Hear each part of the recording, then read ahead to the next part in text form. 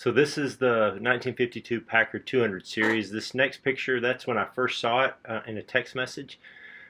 Got to the guy's barn, and this was a little bit of a walk around. Got distracted with, I guess, seeing all of them. I should have really focused on one at a time. Just great looking cars. Here's the VIN number, 2592, and then the...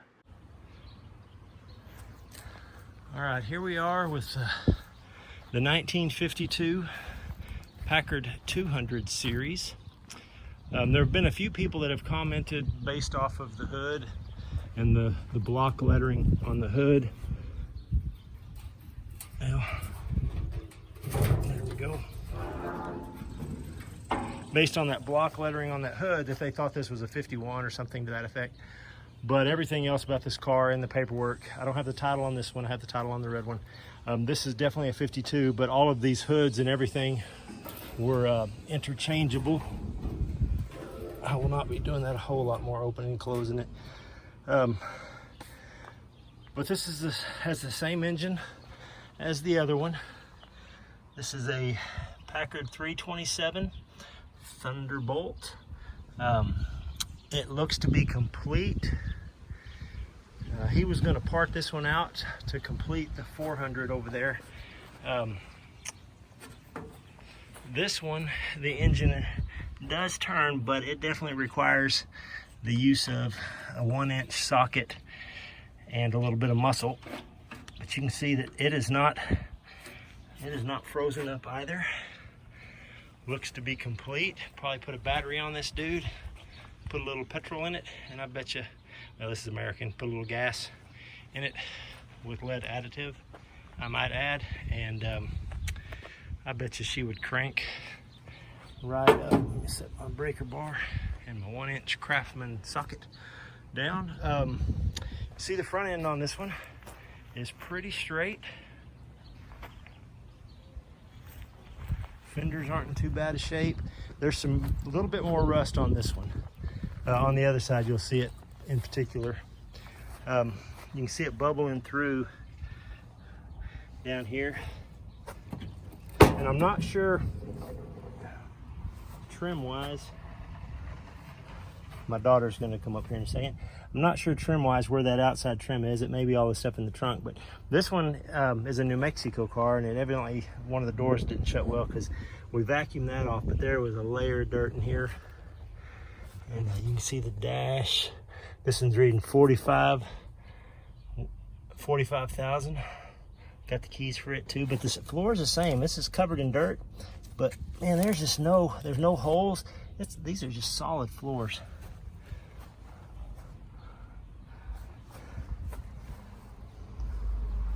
See that? Not eating through. I really can't get underneath here.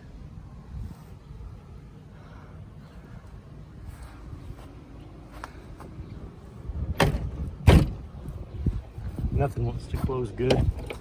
But here's the back, full seat.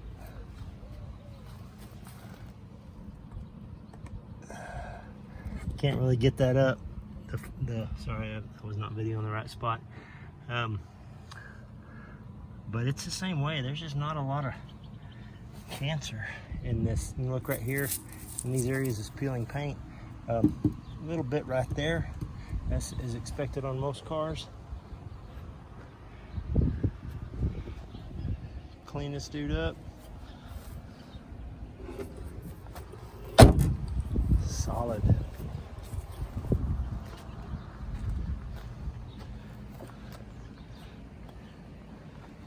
$1972.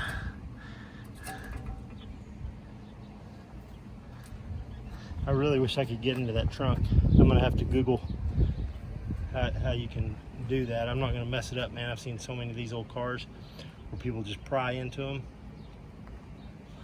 A little bit of rust right here. All right, so that's a pretty good rust hole. Same on the other one. This side is the worst. You see cancer right there. and I could not get these doors open. This side's in pretty sad shape, but it's just something is just hooked. I don't know. I haven't, like I said, I just got these home yesterday. I haven't had a chance to mess with anything. I've had multiple people want to just buy that engine for the price that I'm offering the car for, and you just come get the whole thing.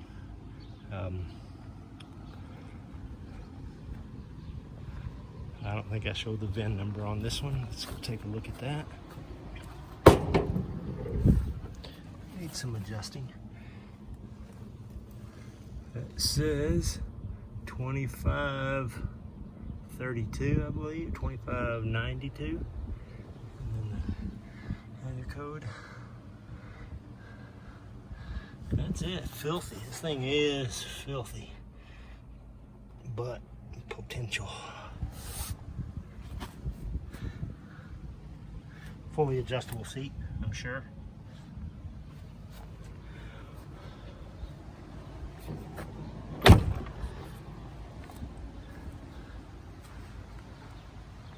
So this is the 200 series.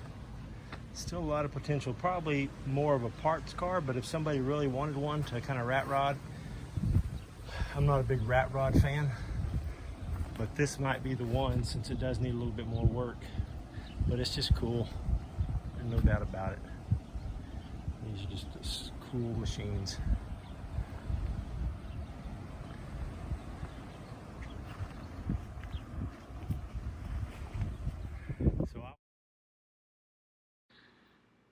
Well, I hope if there's a question that you have about this car, or something else that you'd like to see, you'll shoot me a message.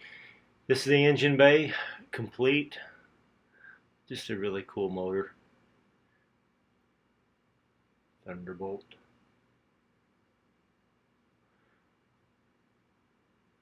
All the information about the body on those numbers that are stamped into the firewall. Not a lot of rust in the engine bay, just surface rust. This one sat out in a field for a few years before he pulled it into his barn decades ago. Fenders are straight. I think all the chrome is there. I need to kind of sort it. It was all in the trunk of the 400.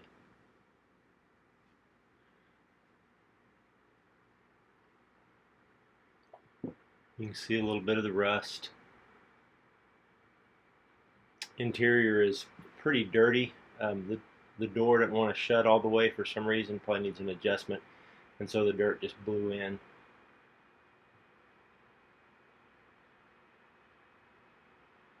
Floors are once again pretty solid. It has the door panels. Attempted to rob those.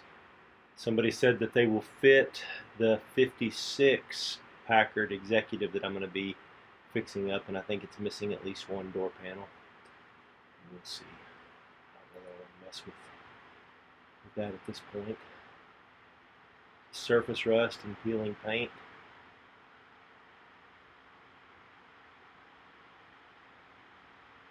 If you have any tips on how to get into a trunk without a key without destroying it, I would be curious. You can see some pretty good cancer in that rear quarter panel on the passenger side and on that driver's side door. But it's pretty straight. Fenders are good. Great car.